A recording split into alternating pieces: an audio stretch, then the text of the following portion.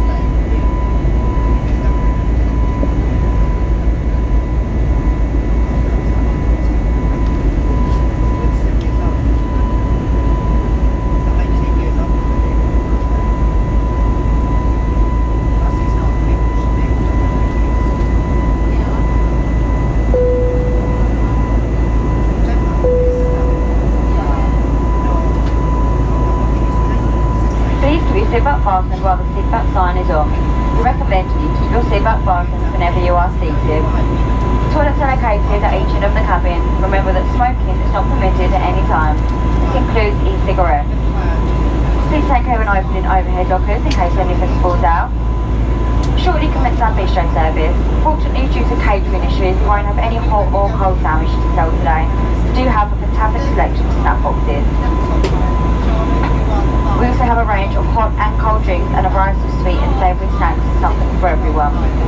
Full details can be found in the bistro brochure in your seat pocket. A preferred method of payment is credit or debit card. Paying cash fixed at all major currencies. The correct change is appreciated. If you can be of any further assistance, just ask us and we'll join you in the cabin.